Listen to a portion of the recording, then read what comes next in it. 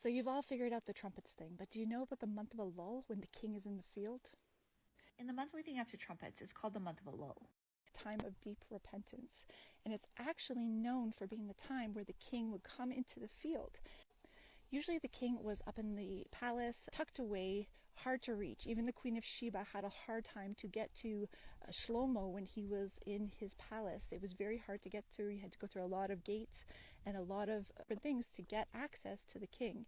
Well, once a year, the king would come down into the field near the townsfolk, near the people, and the king would be amongst the people, ministering to them, talking to them, seeing what's going on in their lives, seeing what's going on in the community. Think about the beauty of this picture. The king comes and pitches a tent, a sukkot, a tabernacle, in the field with the people, dwells among them, and ministers to them, and talks to them, and interacts with them direct. Not up in his palace, but down in a tent in the field with his people.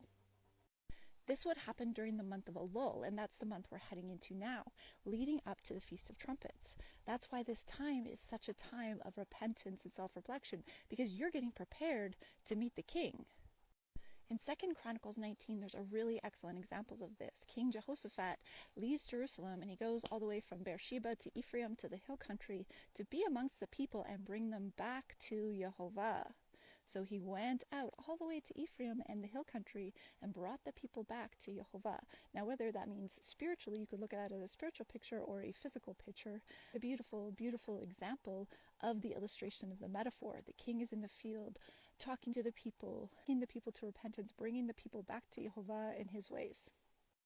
Another wonderful example of this is Melchizedek. In Genesis, Melchizedek meets Abraham in the field after battle, and he meets him with bread and wine for a covenant-confirming feast. The picture is the same as Yeshua. He came down from his heavenly tabernacle to his earthly, fleshly tabernacle, to tabernacle among us, break bread with us, and fulfill a covenant with us.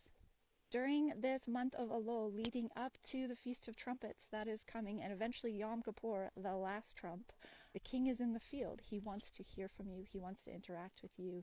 He wants to spend that close time with you in repentance and restoration so that you are prepared to have all the debts settled come trumpets. I hope you got a lot out of this today. Love you very much, and we'll talk to you soon.